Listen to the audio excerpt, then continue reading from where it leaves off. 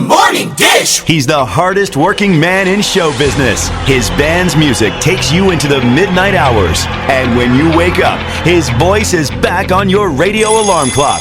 How on earth did this happen? Well, Jeff saw me taking out the trash at the radio station. And he won another award. But this one is better. I'm your boogeyman. That's what I am. It's the Morning Dish with the 2019 Radio Personality of the Year winner, Stephen Phillips. You paying attention to this, Packy? And Murphy's own Sherry Raines. Yeah, you must have given horseback passes to the right guy, Stephen. Well, giddy up. And Packy Smith's Shetland pony is right alongside. You guys know these demo tapes don't just edit themselves together, right? Well, all right. 3 cheers for Stephen Phillips. Y'all need to help Stephen Phillips out over there. Out the door and off the radio. Here's Stephen Phillips. All righty, folks, back with us. And we have got Chris Knight, one of my favorite of all times, on the radio with us. How are you, sir? Doing good. How are you? Hey, man, we're just hanging in there, just living day to day. I guarantee it. And you're out on the road, man. This COVID stuff's had you shut down? Well, I ain't exactly on the road right now, but I had 7 shows last month. Got about 7 shows next month. It'll be had me shut down. I mean, after March 15th, I only did about 4 shows. Yeah. Of last year, after March 15th, I was fixing to do about 100. Yeah. So I hadn't done anything music-wise last year until about 5 shows in Texas in January, a couple shows in Nashville, and then so had a good month last month. Well, that's good. I'm glad to hear it. I've been a big fan of yours, man. I guess I fell in love with your stuff with the song Bridle on a Bull. I love that tune. Well, I appreciate it. So now, where are you based out of? Texas? Yeah, I mean, I'm based, all my business is in Nashville, but I live about 2 hours north of Nashville. So now, how many albums have you released? 9 or 10, I don't remember. That's I don't know what this last one was. That's a good problem to have. Yeah. But now you work with a lot of people. You work with John Prine, which is one of my favorites. Yeah. And then Whiskey Myers, we actually got to do some stuff with them down at the Georgia Theater. Yeah, I've been on some shows with them. Dan Barrett produced several of my records. He worked on this last record I had. So let me ask something. Now you've been playing for a long time. What actually got you? I always ask this to everybody that I know that's in the music business. What got you started? I mean, like for me, my mother played piano in church. But where did you get your musical talent? Where do you think it come from? I really don't know. I mean, I always loved music, like guitars and seeing people playing guitars on TV and stuff when I was little. And then I don't know, my brother brought a guitar home. I mean, this is. Story's been told 100 times. Right. He's working in the coal mines, and I think he traded a bag of pot for an old beat-up guitar. I came home from school one day, and there's a guitar and a chord book, and I don't think I might have went to bed at 3 o'clock that morning, got up and went to school the next day. But I stayed up learning chords. Kind of like, kind of got to be obsessed with it. I mean, I'm not any kind of picker, but I learned to play company myself. And then, I started writing songs, I think in 86. Right. And, songs that I'd play for anybody. I tried to write before, but it never worked out. And then started playing some stuff that I would play for people and sending to Nashville and got some good feedback, actually. I got some handwritten notes telling me to keep writing. They liked my style. So kept on doing it and then got my foot in the door down there. Gave my employers 2 weeks notice. I had I took a $10,000 cut in pay to go be a staff writer. Ended up working out real well, got a record deal a couple of years later. Well, your songs that you write to me are so down to earth, I guess, and being from Kentucky, and then like you say, your brother worked in the coal mines and stuff. I guess is that kind of where you get your inspirations on your songs? Yeah, I've got a big family. There's a whole lot of my grandmother, my dad's mother lived to be almost 100, like 3 months shy, and she had a lot of stories about my granddaddy. Right. And then, there was on both sides, my mother and my father. And I grew up in between 2 small towns and, grew up basically in in the summertime in Seabury, Kentucky, and the stuff that I saw was interesting to me. Right. You know, and the things that we did, I had a lot to write about. Well, you know, that's the thing about it. You know, I had 3 brothers and a sister, and there's always something going on. There's an element of truth in everything that I write. Yeah, and you can actually feel it. I love your voice, man, when you sing. I just love it, and your songs that you've got, to me, I can relate to. You know, the things the music on the radio today that you hear on the pop country stuff, I just can't. I mean, it's all about pickup trucks and that kind of stuff, and it just don't relate. Yeah. Just like, I mean, you know, the stuff that you got out, and I am a big fan. I have been for a long time. Like I said, that first song, I appreciate it. That first song, "Bridle on a Bull," I thought, man, that's a cool tune right there. And so, how long did it take you to write that song? Normally, the good ones don't take long. It didn't take me very long. I mean, I cut it for at least one album before that, and I didn't like what we did with it. And then came back probably the next album and got it on there. I was good with her recording. Right, but you know, some of the stuff that I'm, you know, like it ain't easy being me. I mean, I think everybody can relate to that. Yeah, that's what I hear. Yeah. So now you got kids. How many kids you got? 3. Now, any of them in the music at all? Well, they like music. Right. You know, they're just not. They haven't dedicated themselves to it, and it doesn't bother me. Right. I don't want them out chasing a dream. They got to have something. You know. Well, that's the thing about it. They got to get educations, and they got to get into, you know, something that's going to get them a job. Well, you know as well as I do that the music business, from what it was to what it is now, I mean, it's hard. I mean, of course, you know, like the media that's opened up that you can actually get a fan base from is a lot better.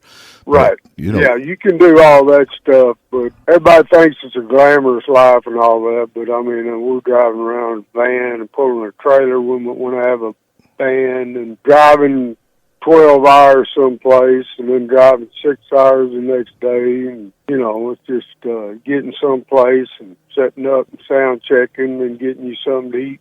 Yeah. And then waiting till 10 o'clock to get on stage. Yeah. You know, that's what it is. And I guess you could really have a good time if you were in your 20s or something, but it's a job, and I enjoy it, but I approach it like a job, you know. Right. You're in it because you love music, I mean, no doubt, and a lot of people get in it for the money, and then I'm with you 100%, and the romance of being on the road looks so much better from the outside looking in than from the inside looking out. I don't think people realize how hard it is. Like you say, traveling from town to town, breaking down, setting up, breaking down, traveling the next show, and then trying. I mean, it's not that hard, but I mean, I'd much rather be doing this than a lot of other things, but right, or most other things. But you know, it's just it's something you got to take seriously, and you can't be. You don't want to be sleeping on your friend's couch till you're 35 years old. You know what I mean? Oh yeah. You don't want to be. You don't want to be doing that mess. You don't want to be chasing a dream. You kind of got to realize that you got something. Right. You know. Well, that's the thing, and I'm with you on. We got these what I call karaoke singers, you know. Yeah. That have nothing to offer, and the singer songwriter, you know, like you are. That's another big thing that I do not understand. Tribute bands makes no sense to me. Tribute bands, but they're everywhere. You know. Yeah. And, I guess as long as they stay busy, you know. Oh, they're staying busy, you know. A lot of cover bands, you know, they stay on the road, you know. Mm-hmm. For a lot of weddings, I guess, and stuff, you know. And I always thought they looked like fun right there, to just playing in a cover band or something like that, you know. And, you know, just playing anything and everything. Right. What is some of the, you know, in your music career, what are some of the people that, when you started out, that you actually looked up to? Like I'm a big Waylon Jennings fan, but I mean, who was some of the people that really influenced you in your music? Well, you know, I mean, first, our old country records, Ernest Tubb, and my dad really liked Tom T. Hall. Hank Jr. was singing Hank Sr. songs on this soundtrack for a movie called Your Cheating Heart. George Hamilton starred in as Hank Williams. Oh, yeah. Senior. Mm-hmm. And I always loved that movie. And I remember being about 8 years old, and my aunt had that record, and I listened to it. You know, I just loved those songs, learned to sing them, and things like that. And then, you know, it was John Prine. About the time I was 12, 13, I started hearing him. My brother had a pretty good record collection, a big Pioneer stereo. Oh, yeah. And And then he bought had a whole bunch of records, singer-songwriters and stuff like that. I always liked rock and roll and pop music and country music all at the same time. And it was I grew up in the 70s. I was 10 years old in 1970. Right. And I remember hearing stuff from the 60s, just great music. Right. And then it started hitting me, around the time I was 13, I don't remember what year it was. It might have been 74 that Blackwater came out, and that didn't sound like the rest of the Doobie Brothers songs, and it was just really cool sounding, and the instrumentation and everything. And so I got more and more into listening to that kind of stuff, and singer-songwriter stuff, and Skinner and ZZ Top. And, in my car, there was Elton John and, Don't Shoot Me, I'm Only the Piano Player. Right. And then there was ZZ Top and Leonard Skinner and Jimmy Buffett and all kind of stuff, And, it's 8-track tapes. And man, I remember them days. When I started playing, 15, I learned, just the picking style, and finally learned to strum and keep decent rhythm and things like that where I could sing.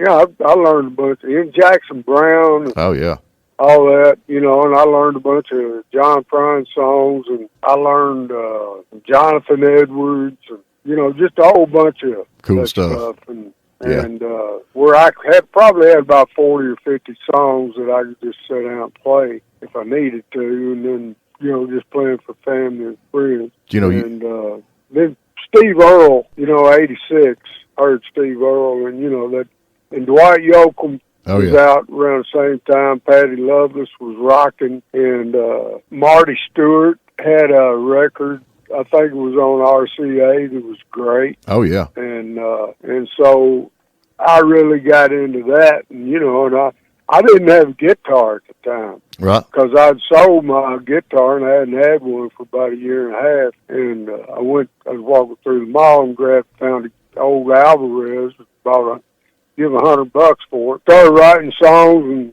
going out and playing open mic stuff, and kept on writing. And then I went to Nashville and played. But I never probably never would have done that if I hadn't heard Steve Earle, Dwight Yoakam, and all them. Oh, he had some good stuff. What was the first song that you really got any traction with? If I Were You. Cool tune. Yep. I wrote that like in 87 or 88. And it was the only keeper I had from that time. Right. And I didn't really start writing real good songs till around 92, 91, 92. And that's about the time I went to Nashville. That was after I went and got, met Frank Liddell. He's a great producer, and he got me signed to Decca and got me signed to my first publishing deal. And so I met him my first trip playing in Nashville. Right. On a writer's night. So it just went from there. I love it. I write a little bit myself. It's nothing. I'm at the stage where it's terrible, but I like it, so I just keep doing it. You know how it goes. Well, you were talking about Tom T. Hall. He used to come here back years ago. Him and Billy Carter. That was Jimmy Carter's brother. They would come up here to a place called the Carter Farm. And, man, I guess they've been a lot of songs wrote up there because I know they sure had a big time. We won't talk about that on the radio because I don't want to incriminate nobody, but man, that was a time back then. But anyway, well, we've got to get to a short break, man. And I'll tell you, Chris, your website is chrisknight.com. Is that right? Or Chris Knight Music? .net. .net. Chris Knight. So y'all need to keep up with this. And, man, I sure do appreciate your time out there on the road. And hopefully we can gain you some fans right here. That'd be great. I appreciate your time. Yes, sir. And you have a good one. We'll be talking to you. I'll be keeping up with you. Get down this way. I'm going to come see you. That sounds good. All right, man. You take care. All right, you too. Bye. Thank you for listening. This is Stephen Phillips, host of The Morning Dish. Please subscribe to our YouTube channel because we have a lot more interviews out there to listen to. Plus, you can listen online every morning at WJULradio.com or Lake 97.7 WJUL. And give us a like on our Facebook page, The Morning Dish.